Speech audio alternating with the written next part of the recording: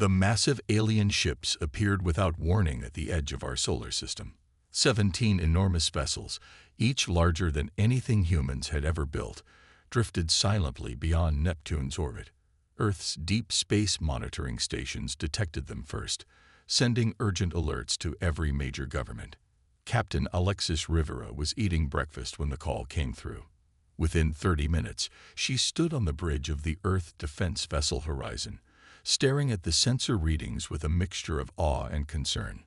"All systems operational, Captain," reported her first officer, Lieutenant Jack Norton. "We're ready to proceed." "Take us out," Rivera ordered, her voice steady despite the gravity of the situation. Maximum sustainable speed. The Horizon was Earth's newest ship, built for long-range exploration and first contact scenarios. No one had expected to use those protocols so close to home. As they approached the alien fleet, Communications Officer Lily Chen detected a repeating signal. "It appears to be a distress call, Captain," she said, adjusting her equipment. "The pattern suggests an automated emergency beacon." Rivera nodded. "Universal greeting protocol. All frequencies, all known formats." The signal they sent was simple. "This is Captain Alexis Rivera of Earth Vessel Horizon. We have received your distress signal and are approaching to offer assistance." For 3 tense hours they waited. The alien ships grew larger on their view screens, enormous structures of unfamiliar design, with sweeping curves and materials that seemed to shimmer between solid and translucent. "Captain, we're receiving a response," Chen announced suddenly. The main screen activated, revealing a tall, slender being with iridescent skin and large, multifaceted eyes. The alien spoke, and the ship's translation system processed the complex sounds. "I am Supreme Commander Tirzan of the Veldari Confederation," the translation came through. "Your quick response is unexpected." Rivera stood straighter. "We detected your distress signal.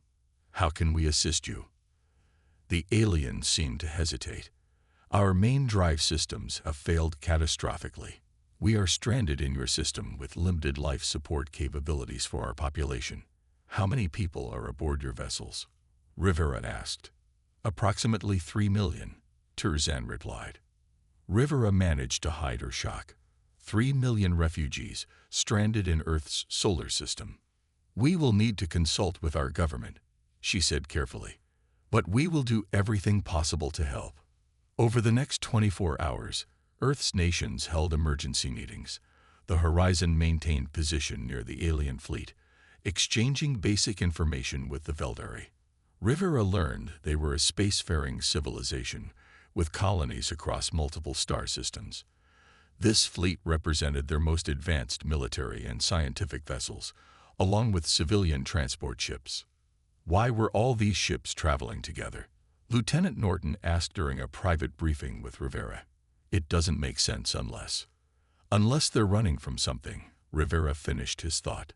When she raised this question with Tirzan in their next communication, the alien commander's posture changed noticeably.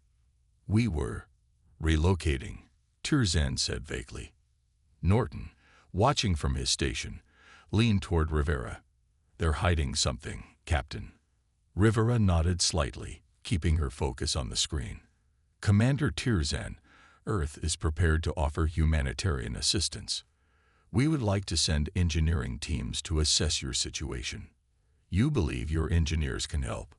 Tirzan's tone contained something like surprise, maybe even dismissal.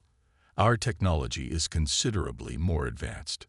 "Sometimes fresh eyes see solutions others miss," Rivera replied diplomatically. After some hesitation, Tirzan agreed.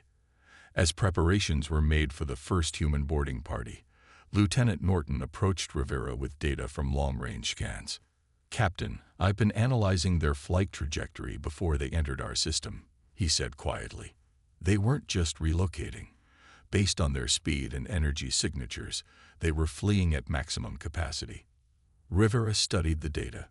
"So the question becomes, what could make an advanced armada with 3 million people run for their lives?" And, Norton added grimly, "Is it following them here?" 2 days after first contact, Chief Engineer Olivia Winters stood inside the enormous engine room of the Veldari flagship.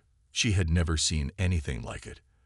The drive core towered 5 stories high, filled with crystalline structures and pulsing with faint blue light, even in its damaged state. "This is beyond anything we've developed," Winters said, scanning the systems with her handheld device. "The principles are similar, but the execution is centuries ahead of us." The Veldari engineer, Kethnar, made a sound that the translator interpreted as polite disagreement, yet it failed catastrophically. "Our finest minds cannot repair the damage to the quantum matrices." Winters walked around the drive core, studying it from different angles. She had brought a team of Earth's best engineers, and they were all similarly overwhelmed by the alien technology. "The problem isn't just the drives," she said finally. "From what I can see, you've experienced cascade failures across all 17 ships. That's not coincidence or bad luck." Kethnar's body stiffened. "What are you suggesting?" "I'm not suggesting anything yet," Winters replied calmly. "But I need to understand what happened if we're going to help." Back on the horizon, Winters presented her findings to Captain Rivera and the assembled Earth representatives. "We can't repair their drives with our technology," she stated plainly. "We don't have compatible components, and we don't fully understand how their systems work." "So we can't help them?" Rivera asked, frowning. "I didn't say that," Winters replied with a slight smile. "We can't fix their technology, but we can replace it with ours." The room erupted in surprised comments. Commander Daniel Hayes raised his hand for silence. "You're proposing we retrofit alien vessels with human engines?" he asked incredulously. "Their ships are enormous." "Not exactly," Winters said. She activated a holographic display showing a modified design. "We create hybrid systems. Their power generation is still functional. We design interface modules to connect our propulsion technology to their power sources." "Is that even possible?" one of the government representatives asked. "Theoretically, yes," Winters replied. "It would require a massive manufacturing effort. Every factory on Earth would need to be involved." Ambassador Terzan was skeptical when presented with the plan. "Your species has only achieved spaceflight within the last century. The Veldari have been traveling between stars for millennia." "With respect, Ambassador," Winters responded, "your advanced drives aren't working. Sometimes simpler technology is more reliable." The Veldari reluctantly agreed to allow a test on one of their smaller vessels. Earth began what would become the largest industrial mobilization in human history. Factories worldwide shifted production to create the components needed for the hybrid drive systems.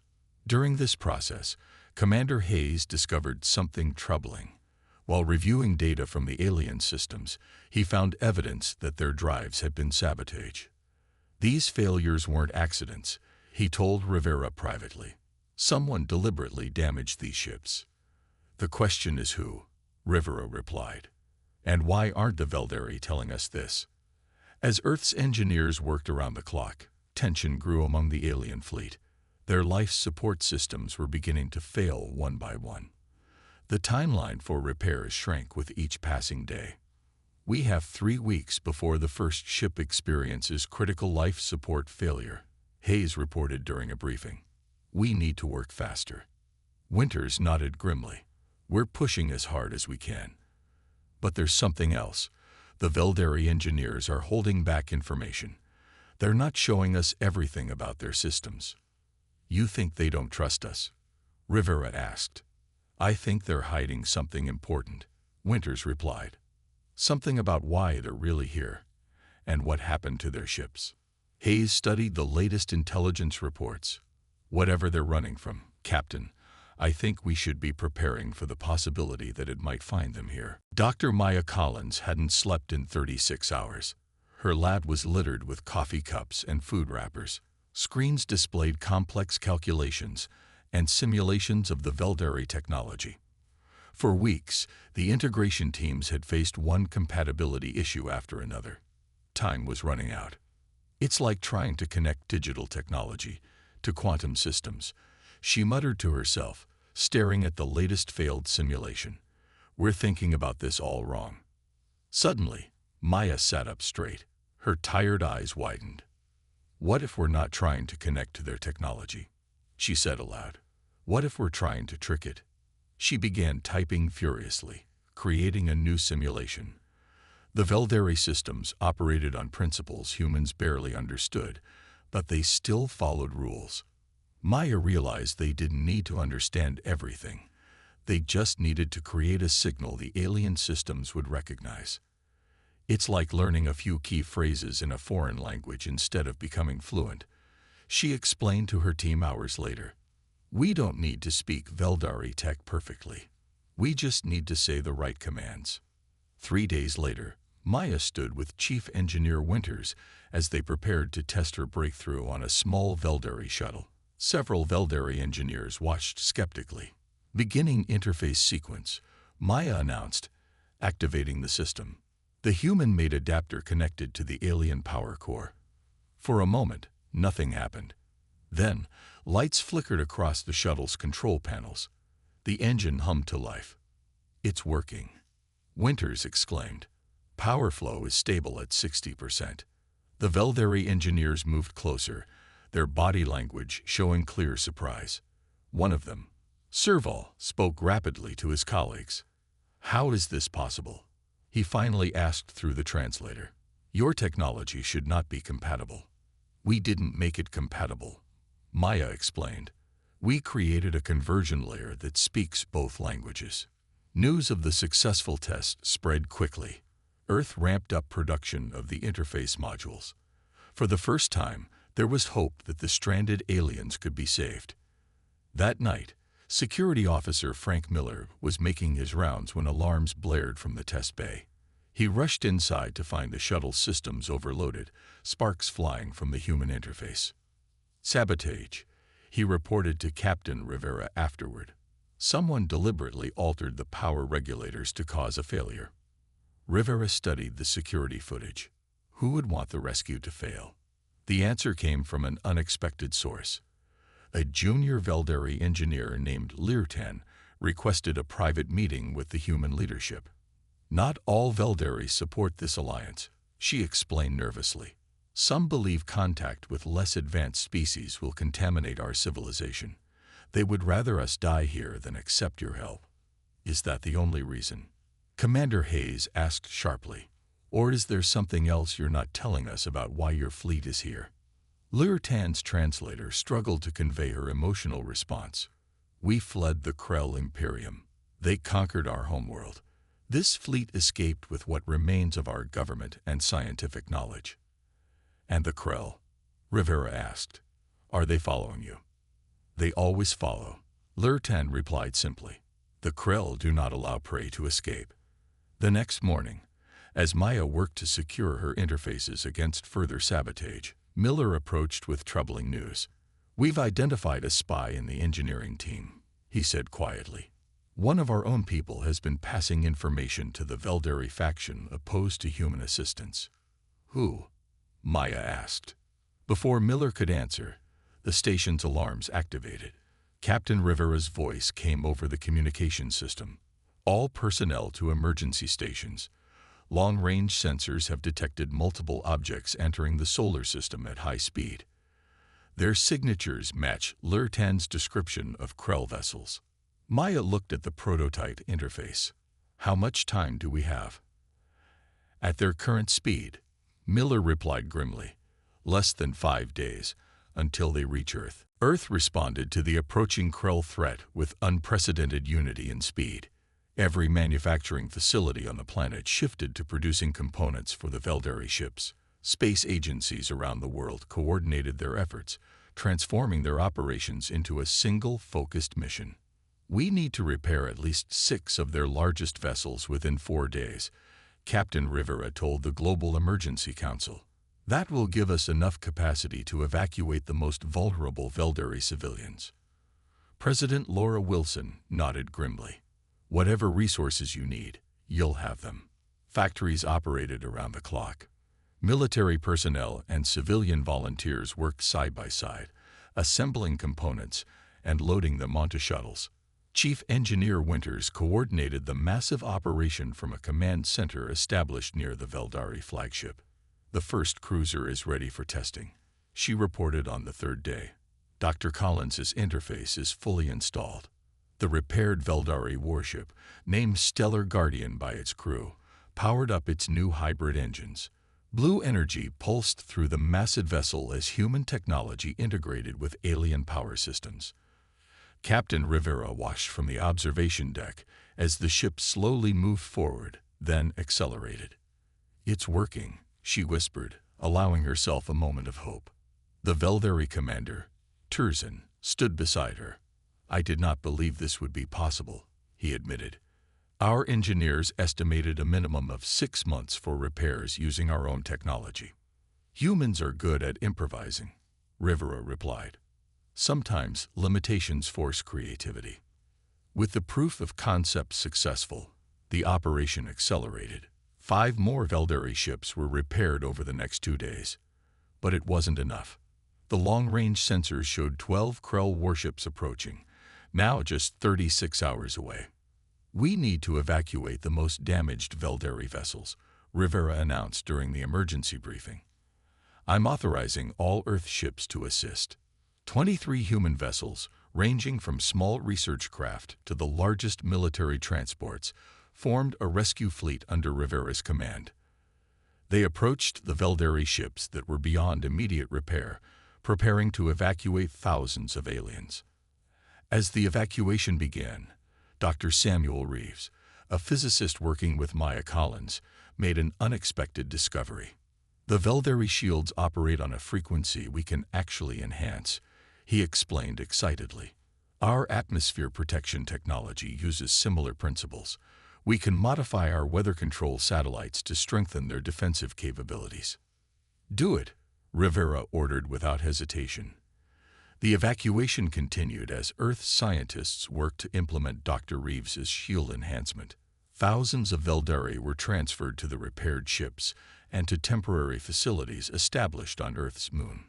Tensions rose when the Krell entered the outer solar system. Their ships were angular and dark, resembling massive predatory creatures. They moved with precision that suggested advanced automated systems. "The Krell have detected our activity," reported Lieutenant Norton from the sensor station. "They're accelerating."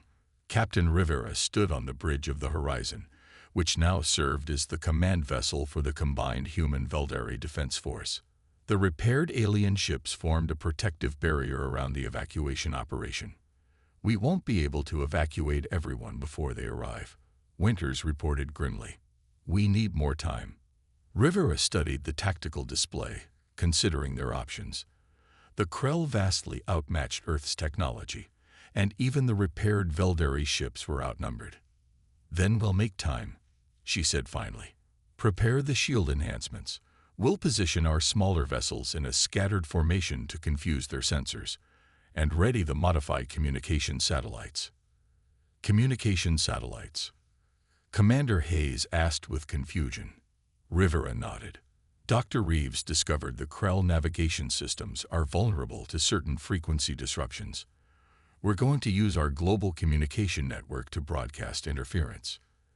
As the Earth fleet moved into position, Rivera received a transmission from President Wilson. "Captain, all of Earth stands behind you. Good luck." Rivera looked at the approaching enemy fleet, then at the thousands of Veldari civilians still being evacuated. "We're going to need it," she replied quietly. The Krell Imperium arrived with overwhelming force. Their warships emerged from high-speed transit at the edge of Mars' orbit, 12 massive vessels bristling with weapons Earth's sensors couldn't even identify. The lead ship transmitted a message that echoed across all communication channels. "This is Supreme Commander Drokath of the Krell Imperium. Surrender the Veldari fugitives immediately. Resistance will result in your planet's destruction." Captain Rivera stood on the Horizon's bridge, her jaw set firmly as she studied the tactical display. The 6 repaired Veldari ships formed their primary defense line. Behind them, the evacuation of the remaining vessels continued desperately. "Open a channel," Rivera ordered. Lieutenant Norton nodded as the communication link established. This is Captain Alexis Rivera of Earth. The Veldari are under our protection. We have no quarrel with the Krell, but we will not surrender those who have sought our help." A harsh sound came through the speakers, something like laughter. "Your species is unknown to us," Drokath replied. "Your technology is primitive. You have 1 hour to reconsider before we remove your civilization from existence." The communication ended abruptly. Rivera turned to her crew. "Activate Dr. Reeves's shield enhancements. Deploy our smaller vessels according to Pattern Delta. All ships maintain communication silence except for emergency channels." Earth's defense strategy was unlike anything the galaxy had seen before. Instead of forming a traditional battle line, the human vessels scattered in seemingly random patterns. The modified weather satellites repositioned, ready to amplify the Veldari shields at crucial moments. "The Krell are launching fighter craft," reported Commander Hayes. "Over 200 small vessels deploying in standard attack formation." Rivera nodded. "Exactly as expected. They're methodical. Launch our countermeasures." Hundreds of small drones, hastily adapted from Earth's satellite maintenance systems, launched from the human ships. They emitted signals identical to the human vessels, creating confusion on Krell sensors. The Krell fighters advanced in perfect formation, then faltered as their targeting systems struggled to distinguish between real ships and decoys. Earth's smaller, more maneuverable vessels darted between them, using the asteroids of the nearby belt for cover. "They're splitting their forces," Hayes announced. "Half the fighters are continuing toward the Veldari ships, while the rest pursue our vessels." "Activate Phase 2, Rivera ordered. At her command, Earth's global communication network transmitted a carefully calculated frequency directly at the Krell fleet. The signals, designed by Dr. Reeves to interfere with Krell navigation systems, caused visible disruption among the enemy fighters. "It's working," Norton exclaimed. "Their formation is breaking down." The repaired Veldari warships moved forward, their human-enhanced shields glowing brightly as they absorbed the first wave of Krell weapons fire. The shields held, something the Krell clearly hadn't expected. "The Stellar Guardian is engaging the lead Krell destroyer," Hayes reported. "Their hybrid engines are giving them maneuverability the Krell aren't prepared for." Rivera watched as the combined human Veldari force executed tactics no galactic power had ever attempted. Earth's smaller vessels darted between the massive Krell warships, targeting sensors and weapons arrays with precision strikes. The Veldari ships, with their enhanced shields and modified engines, absorbed damage that should have destroyed them. "The Krell flagship is targeting the evacuation vessels," Norton warned suddenly. "They're charging their main weapon." "Intercept course," Rivera ordered immediately. "Full power to forward shields." The horizon moved between the Krell flagship and the vulnerable evacuation ships. The enemy weapon fired, a beam of energy more powerful than anything humans had ever encountered. Dr. Reeves's shield modifications flared brilliantly as they redistributed the energy across the horizon's hull. The ship shuddered violently, but remained intact. "Return fire," Rivera commanded. "All batteries." The horizon's weapons seemed pitifully small against the Krell vessel, but they struck precisely where the Veldari intelligence had indicated a weakness in the enemy shields. As the battle raged, something unprecedented happened. The Krell, faced with unexpected resistance and unorthodox tactics, began to retreat. 2 of their destroyers had been crippled by the combined Earth-Veldari attacks. "They're pulling back," Hayes said in disbelief. "Captain, the Krell are actually retreating." A cheer erupted across the bridge. Rivera allowed herself a small smile, though she knew this was only the beginning. The Krell would return with greater numbers. The Galactic Revelations. 2 weeks after the battle, Captain Rivera stood in a room unlike any built by human hands. The chamber was vast, with walls that seemed to shift between solid matter and energy. At its center floated a holographic display of the Milky Way galaxy, stars twinkling in real time. "The news of your victory has spread to 37 major civilizations," said Ambassador Tirzan, gesturing to highlighted points across the galactic map. Many still refuse to believe it. Rivera watched as communication signals visibly traveled between star systems on the display. The Veldari technology allowed her to witness the spread of information across vast distances. "Is that why we're suddenly so popular?" she asked, nodding toward the external viewport where 11 alien vessels of various designs now orbited Earth alongside the Veldari fleet. "Indeed," Turzan replied. "These are merely the closest observers. Many more are on their way." The first diplomatic vessel had arrived just 3 days after the Krell retreat. The Novan Collective, a species of crystalline beings from a nearby star system, had diverted their scientific mission to witness the impossible human achievement firsthand. They were quickly followed by representatives from the Gorlan Republic, the Ashari Dominion, and several other civilizations Rivera struggled to pronounce. Each arrived with translators, observers, and thinly disguised disbelief. "The Galactic Council has requested your presence," Turzan announced suddenly. "They wish to evaluate Earth for potential membership." Rivera blinked in surprise. "I thought you said we were centuries away from being considered for the Council." "That was before you defeated a Krull battle group," Turzan replied, his translator failing to fully capture the mixture of respect and bewilderment in his tone. Later that day, Rivera met with Earth's leadership to relay the invitation. President Wilson and the assembled global representatives listened with growing amazement as Rivera explained what she had learned. "The Veldari have confirmed what several other species have now told us," she said. "Earth has been under observation for centuries. We were categorized as a pre-contact developing world, with technology too primitive for meaningful interaction." "They were watching us?" asked the European Union representative with concern. "More like occasionally checking in," Rivera clarified. "Most galactic civilizations follow similar development paths. They expected us to discover faster-than-light travel in another century or two before making formal contact." "What changed their minds?" President Wilson asked. "We did the impossible," answered Chief Engineer Winters, who had joined the meeting. "Our solution to the Veldari crisis violated their understanding of technological development.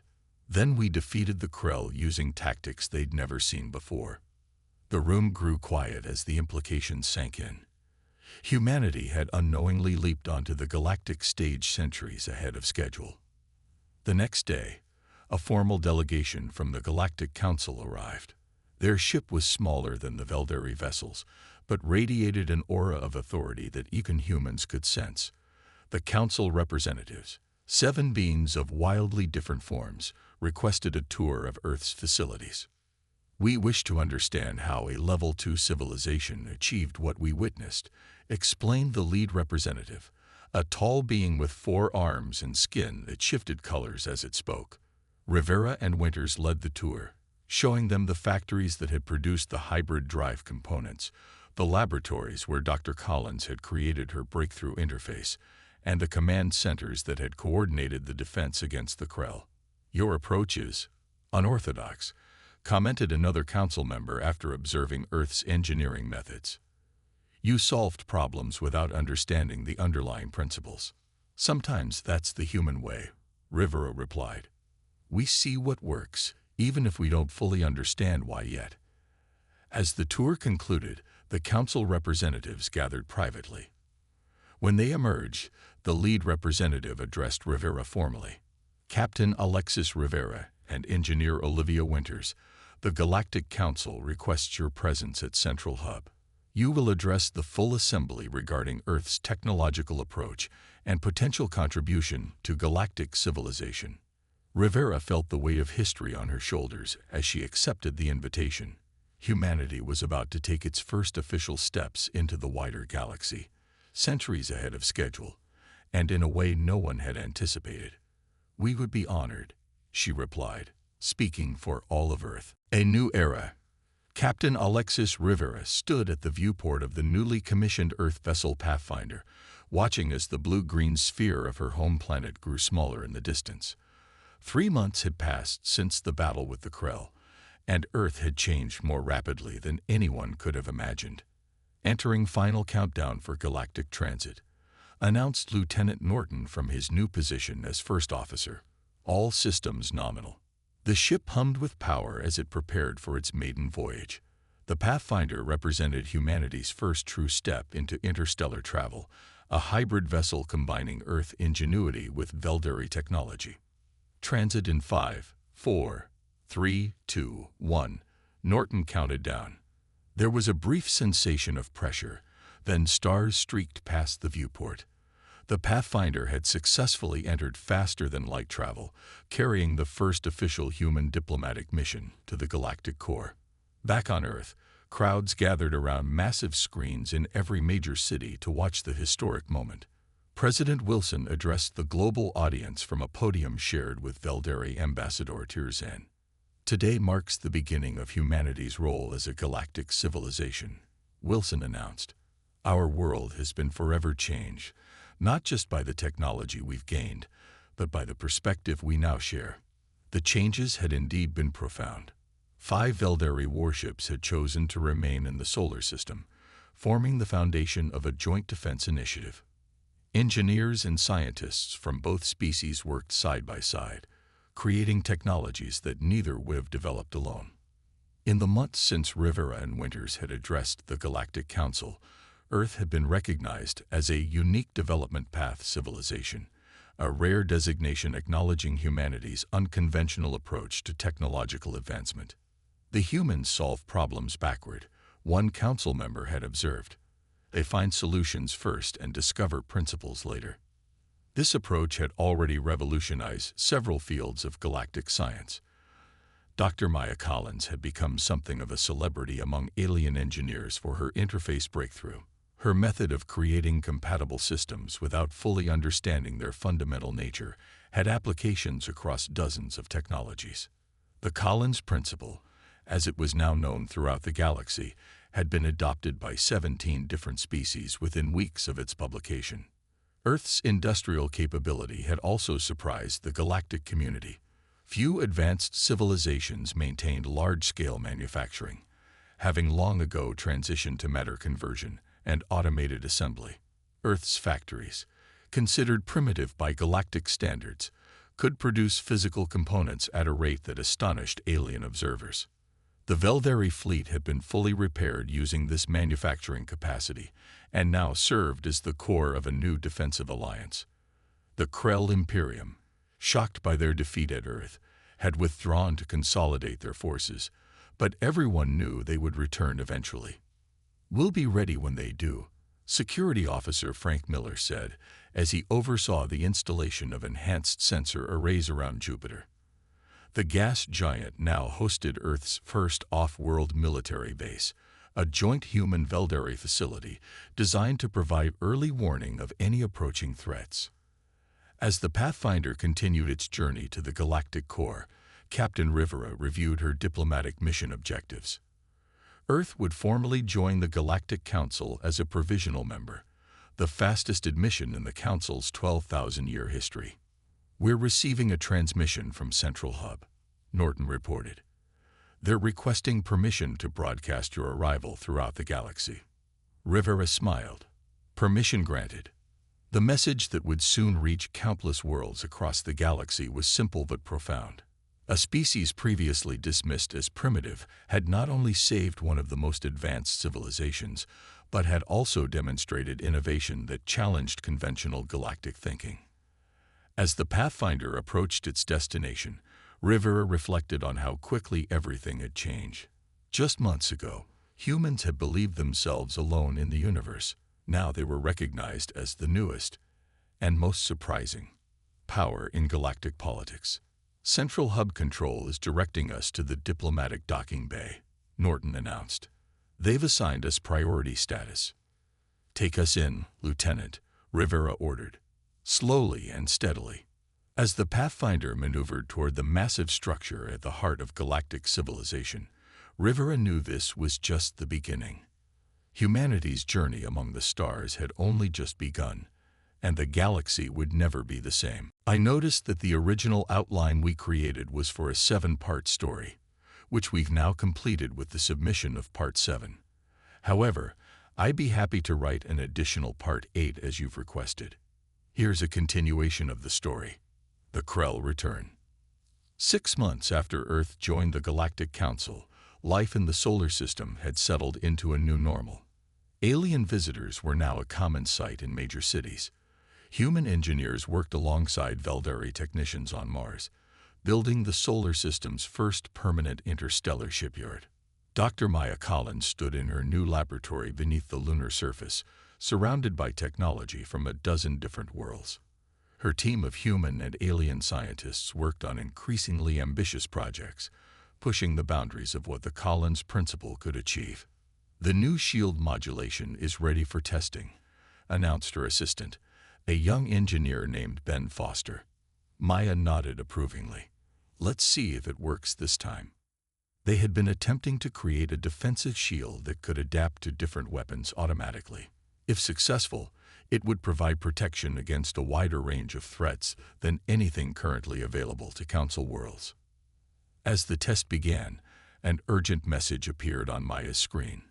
It was from Captain Rivera, now serving as Earth's ambassador to the Galactic Council.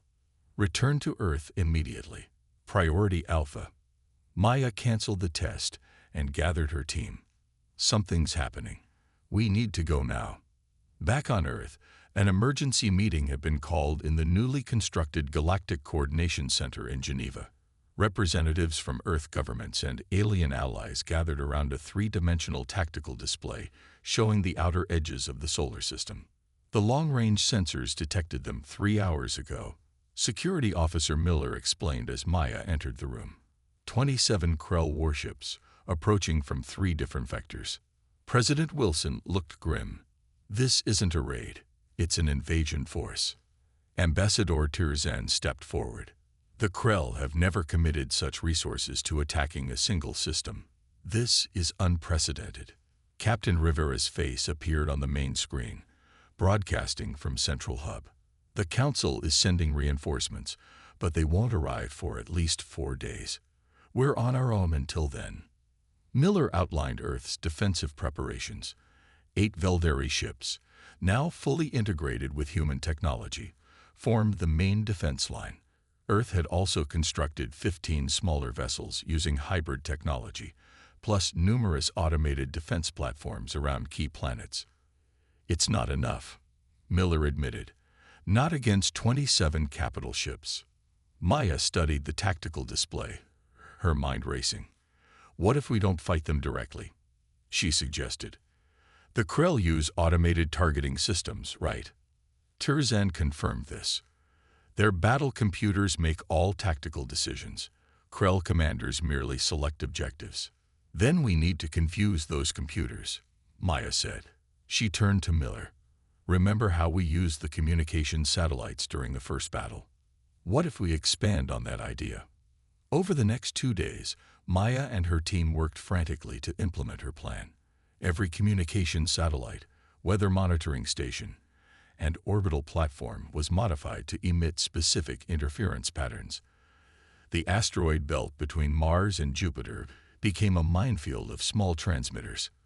When the Krell fleet arrived, they found what appeared to be a defenseless solar system. Earth's ships remained hidden behind Jupiter, powered down to avoid detection.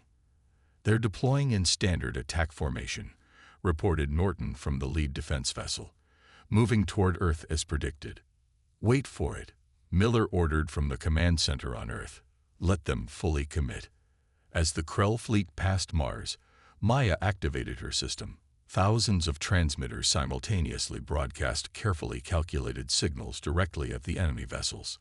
The patterns were designed to create phantom targets, false readings, and contradictory data in the Krell battle computers. The effect was immediate and dramatic. The disciplined Krell formation broke apart as ships began firing at empty space, changing course to avoid non-existent obstacles and struggling to identify true targets. "Now," Miller commanded. Earth's defense fleet emerged from hiding, attacking the confused Krell ships from multiple angles. The battle that followed was chaotic but decisive.